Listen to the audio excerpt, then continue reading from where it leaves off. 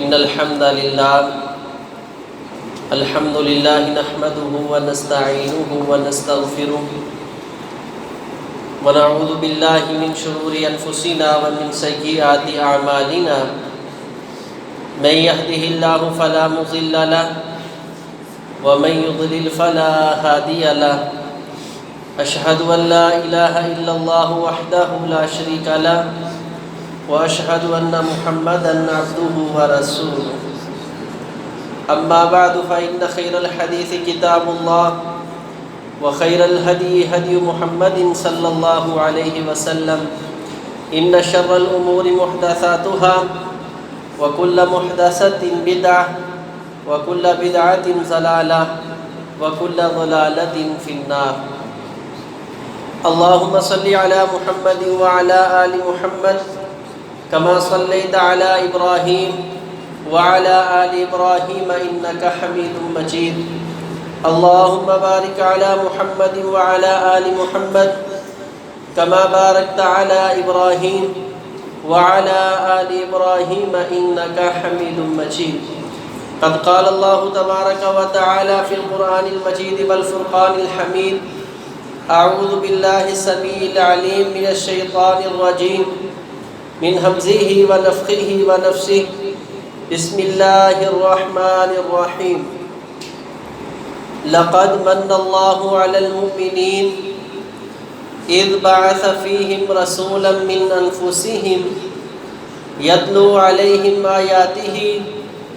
ويزكيهم ويعلمهم الكتاب والحكمة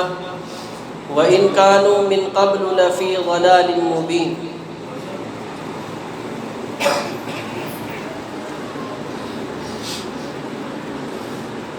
پچھلے خطبہ جمعہ میں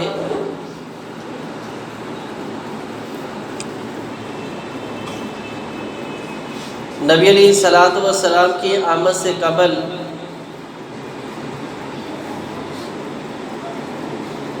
جو اس دنیا کے حالات تھے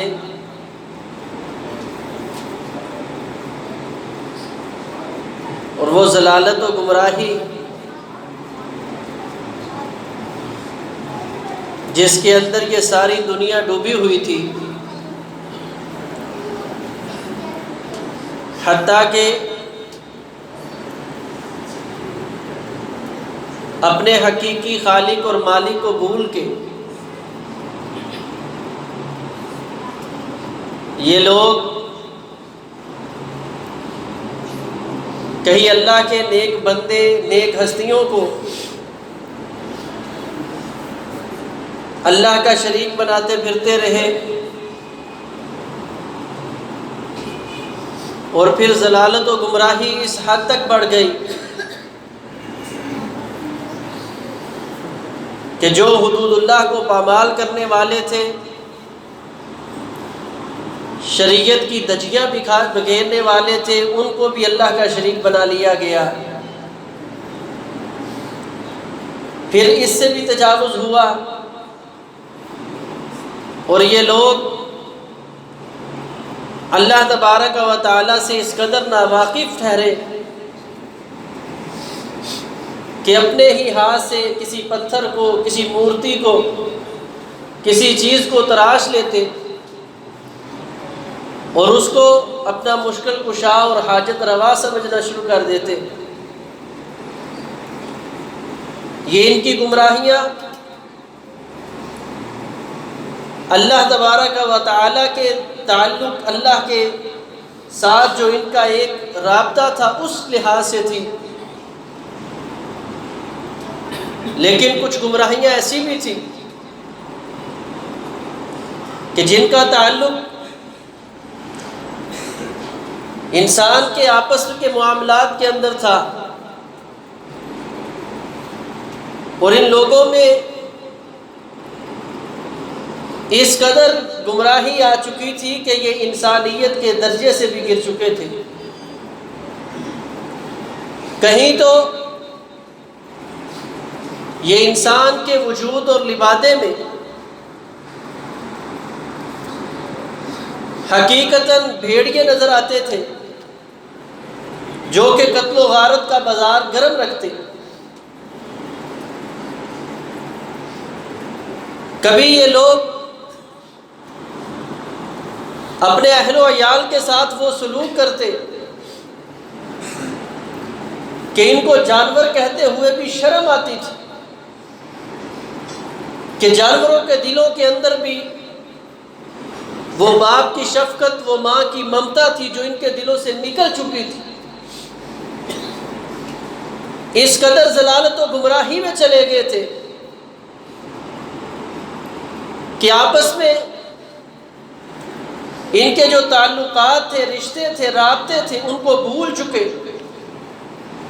اور یہ دنیا ایک قیامت کا منظر پیش کرتی تھی۔ ہر کسی کو صرف ایک ہی بات آتی تھی، نفسی نفسی، میں کیا ہوں، میں کیا ہوں۔ جو کل قیامت کے دن ایک منظر آنا تھا، یہ اپنی ضلالت و گمراہی کی وجہ سے اس دنیا میں وہی منظر پیش فرما رہے تھے۔ اس منظر کو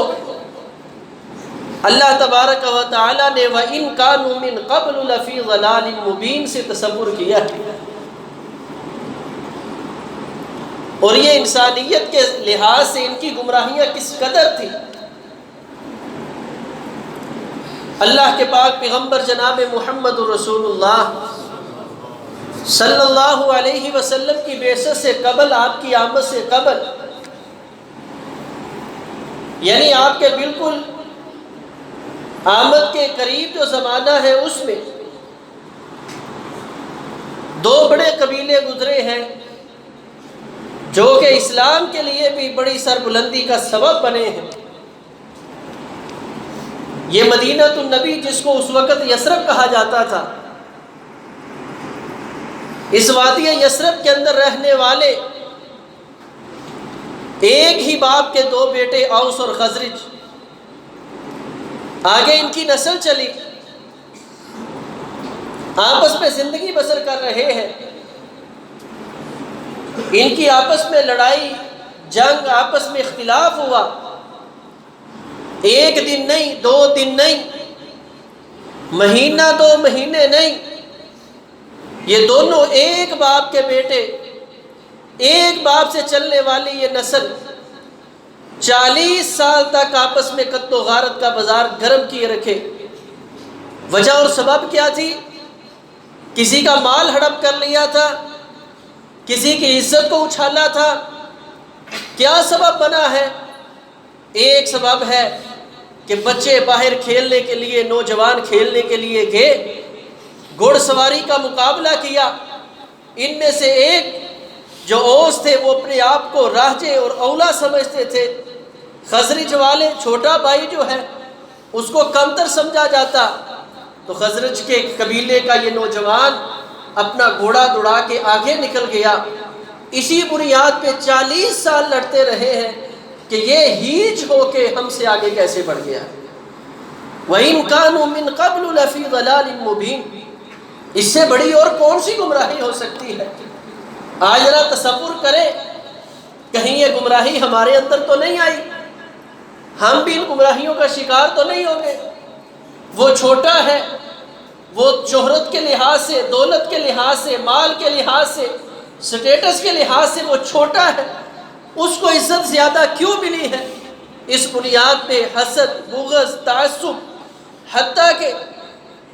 جادو جیسے کفر کی نوبت تک لوگ پہنچ جاتے ہیں۔ کیا آج ہمارے اندر یہ برائیاں کہیں دوبارہ سے وہی ضلالت و گمراہی کا ایک سلسلہ ہمارے اندر تو پیدا نہیں ہو رہا؟ یہیں تک بس نہیں، یہ لوگ، آپ نے سنا ہے نبی علیہ الصلوۃ والسلام کی عمر مبارک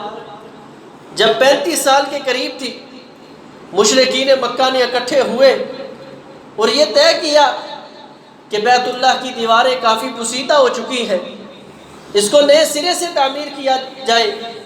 جب بیت اللہ کو تعمیر کیا گیا، حجر اسود جو کہ ایک بابرکت پتھر تھا، اب اس کو ہر قبیلہ یہ چاہ رہا ہے ہم اٹھا کے اس کی جگہ پہ نصب کریں۔ ایک نے کہا ہم اٹھاتے ہیں، دوسرے کہنے لگے نہیں ہم اٹھائیں گے، تیسرا قبیلہ آگے بڑھا نہیں ہم اٹھائیں گے، حتیٰ کہ اتنی بات پہ اس حد تک نوبت آ گئی کہ یہ لوگ تلواریں لے کے حدود حرم میں آ گئے، اللہ کے گھر مسجد حرام میں آ گئے اور ایک دوسرے کو قتل کرنے کے اوپر جو ہے تل گئے کہ ہم نے ایک دوسرے کو قتل کر دینا ہے، یہ منصب ہم نے لینا ہے۔ اتنی اتنی باتوں پہ یہ لوگ آپس میں ایک دوسرے کا خون بہانے کے لیے تیار ہو جاتے، اس قدر یہ لوگ گمراہیوں میں رچے بسے ہوئے تھے۔ اور یہیں تک نے اگر اس سے آگے بات بڑھے تو معاشرے کا جو کمزور طبقہ ہے، کمزور لوگ ہیں، یتیم ہیں، کوئی اللہ نہ کرے علاقے میں کوئی آدمی فوت ہو جاتا، دیکھتے اس کے پاس باغ ہے، مال ہے، دولت ہے، اس کی بیٹی کو اپنے گھر لے آتے، اس کے بچوں کو اپنے پاس رکھ لیتے، نہ تو ان کی کہیں شادی ہونے دیتے کہ یہ مال لے کے چلا جائے گا، نہ خود اس سے شادی کرتے، ساری زندگی اسی طرح ان یتیم بچوں کو اپنے پاس رکھتے حتیٰ کہ وہ اسی حالت میں مر جاتے۔ مقصد کیا ہوتا کہ اس کے باپ کا جو مال ہے وہ کسی نہ کسی طریقے میرے ہاتھ آ جائے۔ یتیم بچوں کے مال کو ہڑپ کیا جاتا۔ پھر اگر بات عورتوں کی ہوتی، عورتوں کے حوالے سے یہ لوگ اس قدر گر چکے تھے، اپنے پاؤں کی جوتی سمجھتے، جب چاہا گھر سے نکال دیا، جب چاہا اپنے پاس بٹھا لیا، حتیٰ کہ زمانہ جاہلیت میں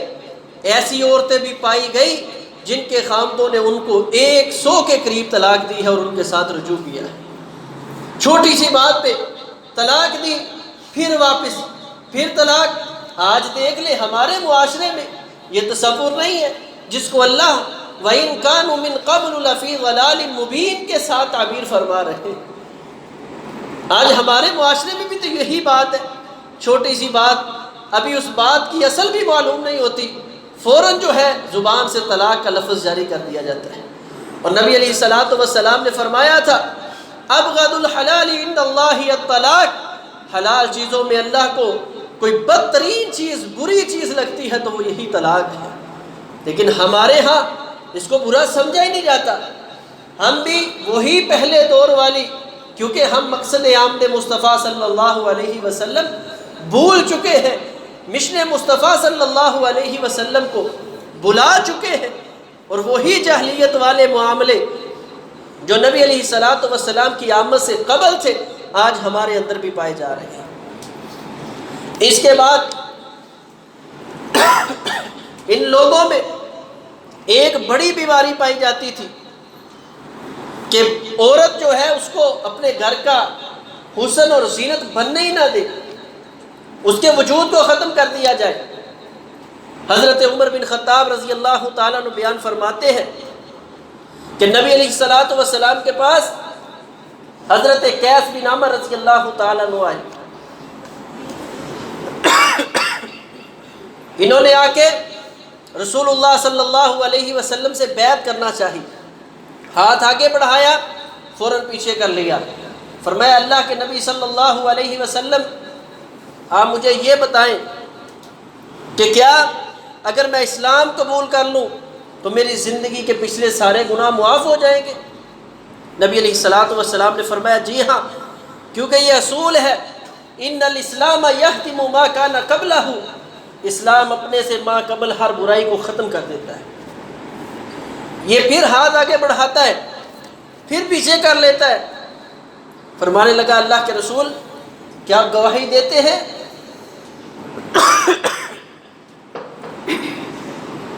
کہ میرا ہر گناہ معاف ہو جائے گا؟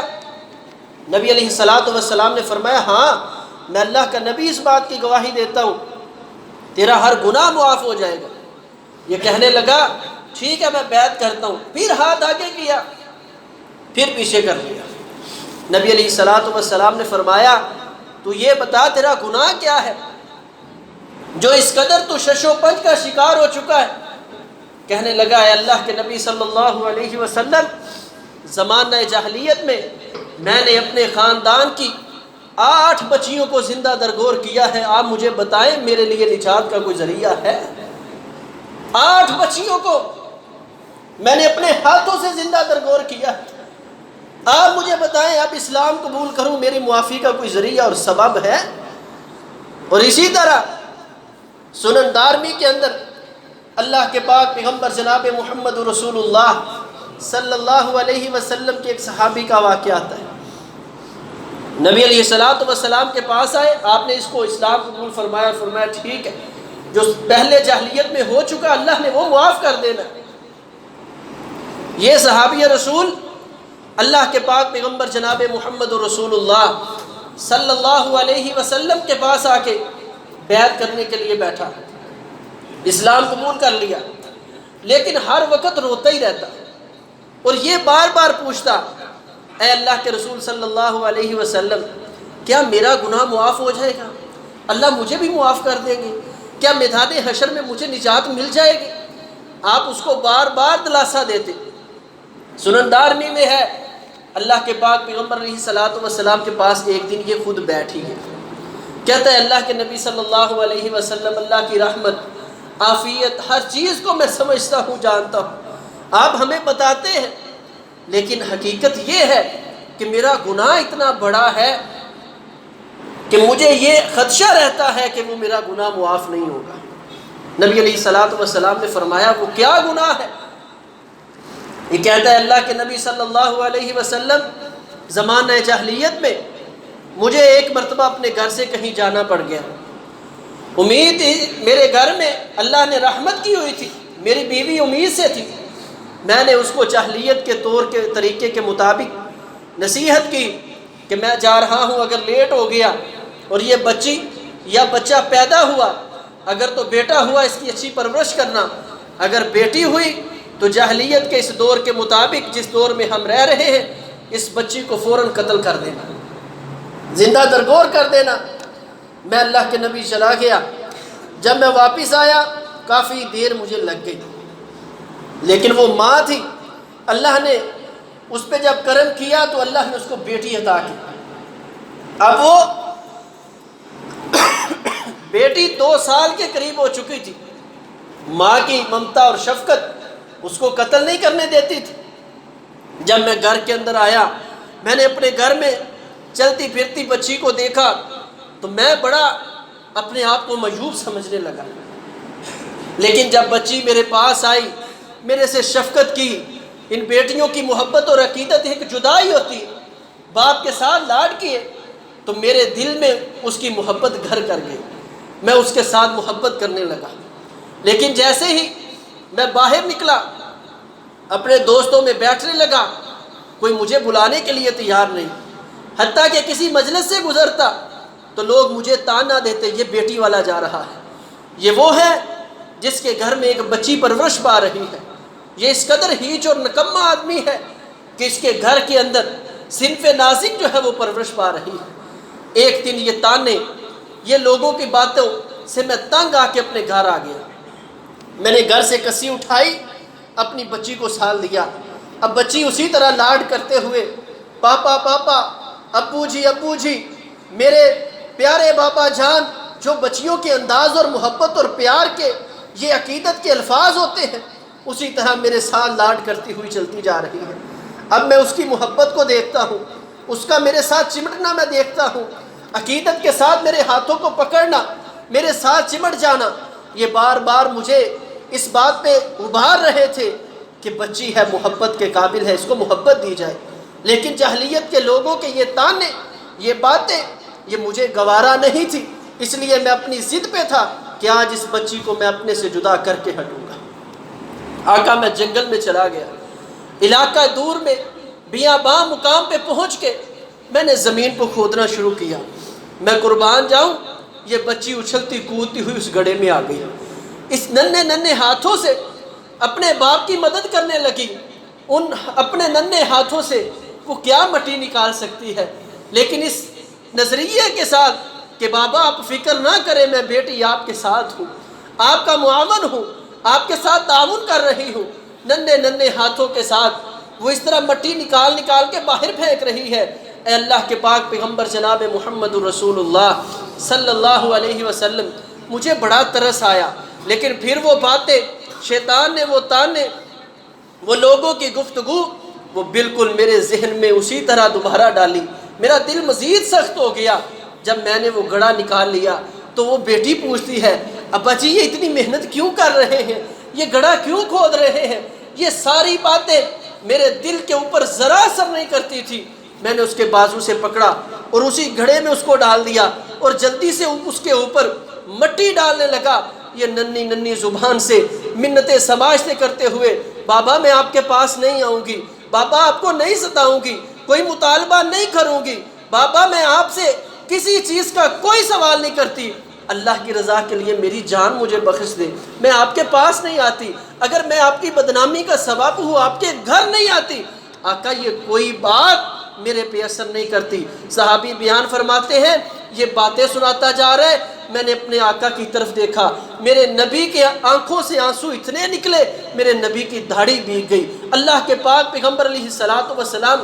اس کا یہ مواجرہ، یہ قصہ میرے نبی دیکھتے ہوں گے، یہ انسان کیا تھے، یہ تو پتھر سے بھی زیادہ سخت دل لوگ تھے، یہ تو جانوروں سے بھی بدتر لوگ تھے کہ آخر کار جانور کو بھی اپنی اولاد پہ ترس آ جاتا ہے، ان کو اپنی اولاد پہ ترس اور رحم نہیں آتا تھا۔ اللہ کے پاک پیغمبر علیہ السلام کے سامنے فرمایا جب اس کو میں نے گاڑ دیا ہلکا سا اس کا چہرہ بھی باقی تھا تو کہتی ہے بابا اگر تو مجھے نہیں چھوڑتا، مجھے میری جان کو خلاصی نہیں دیتا، پھر یاد رکھنا کل قیامت کا دن ہوگا، میں اللہ کی دربار میں گن گن کے تیرے سے سارے بدلے لے لوں گی۔ آقا مجھے بتائیں کہ کل قیامت کے دن اگر میری بیٹی میرے سامنے کھڑی ہو گئی اللہ کے سامنے، اللہ کی بارگاہ میں، تو کیا میری نجات کے لیے کوئی سبب اور ذریعہ ہے؟ اللہ کے پاک پیغمبر علیہ السلام نے دلاسا دیا، فرمایا ان الاسلام یہدم ما کان قبلہ، یہ بات بالکل سچی ہے، تم گمراہیوں میں ضلالتوں میں دن بسر کرتے رہے ہو، اللہ نے یہ اسلام کو عزت، یہ رفعت اور بلندی عطا کی ہے کہ یہ اپنے سے ما قبل ساری گمراہیوں کو مٹا کے، سارے گناہوں کو مٹا کے رکھ دیتا ہے۔ اس قدر یہ گمراہ لوگ تھے کہ اپنی اولاد کا، اپنے خون کا، اپنے وجود کے تعلق کا ان کو خیال نہیں آتا تھا۔ اور پھر ان میں ایک بہت بڑا نظام، آج ہمیں بھی یہ غور کرنا ہے، اللہ تبارک و تعالیٰ فرماتے ہیں وَإِذَا بُشِّرَ أَحَدُهُم بِالْأُنثَىٰ ظَلَّ وَجْهُهُ مُسْوَدًّا وَهُوَ كَظِيمٌ، ان کو بتا دیا جائے ان کے گھر میں بیٹی ہوئی ہے تو ان کے چہرے سیاہ ہو جاتے ہیں، پتہ نہیں کیا ہو گیا۔ تو بیٹیوں کے بارے میں نفرت کا اظہار رکھنا یہ جاہلیت کا انداز ہے، اور ان کو کسی بھی طریقے سے مال سے محروم کرنا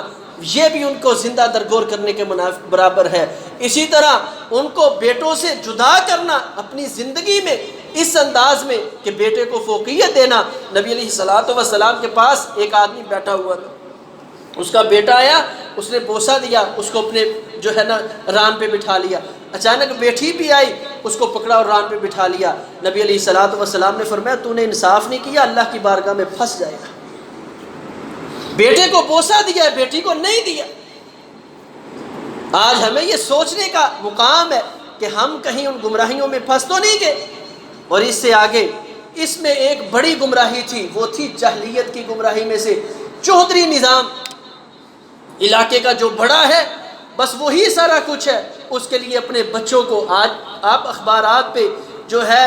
ٹیلی ویژن وغیرہ پہ آپ یہ چیزیں سنتے ہیں کہ جی فلاں نے اپنا بیٹا بیچ دیا، فلاں نے یہ کر دیا، فلاں چودھری نے یہ کر دیا۔ یہ سسٹم یہ جاہلیت کا تھا۔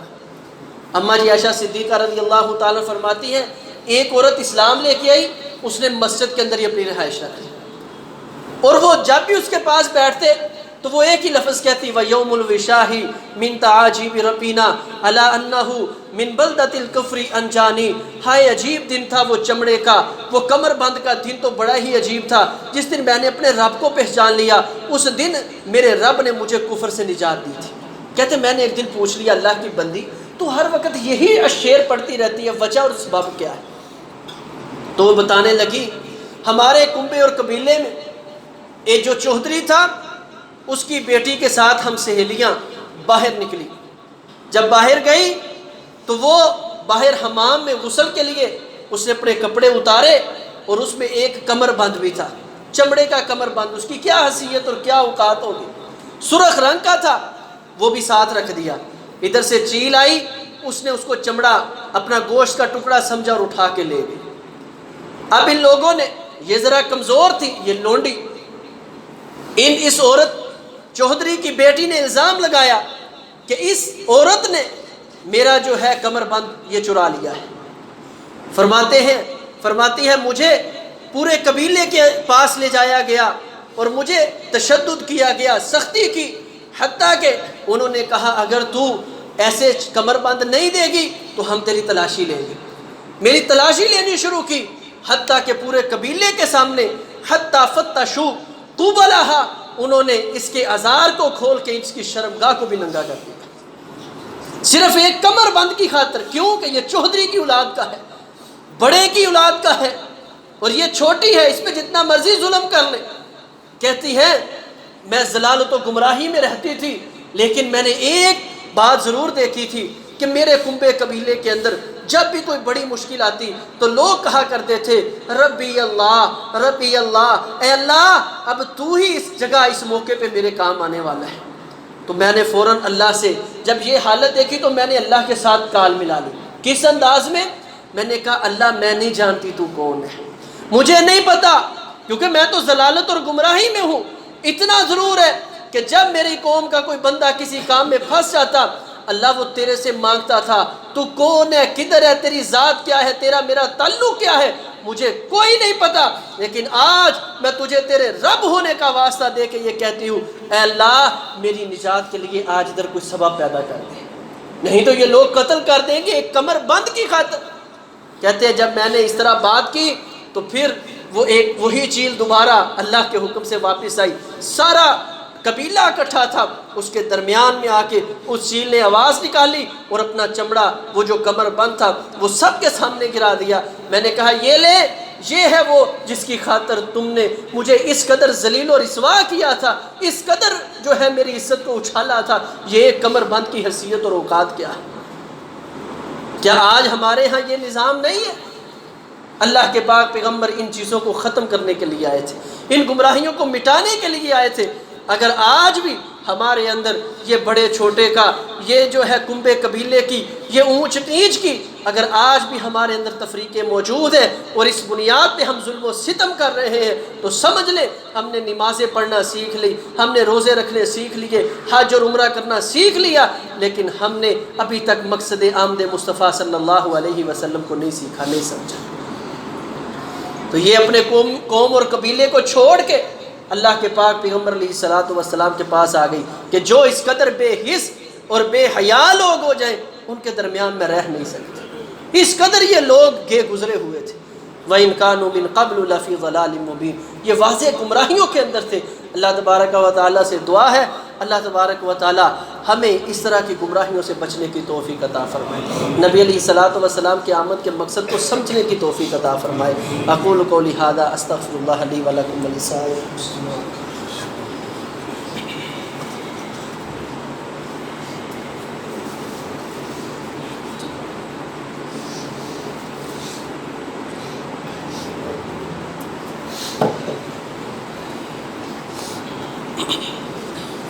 إن الحمد لله نحمده ونستعينه ونستغفره ونعوذ بالله من شرور أنفسنا ومن سيئات أعمالنا من يهده الله فلا مضل له ومن يضلل فلا هادي له أشهد أن لا إله إلا الله وحده لا شريك له وأشهد أن محمدا عبده ورسوله اللهم صل على محمد وعلى آل محمد وبارك وسلم عليه۔ آج کے خطبہ جمعہ میں ہم نے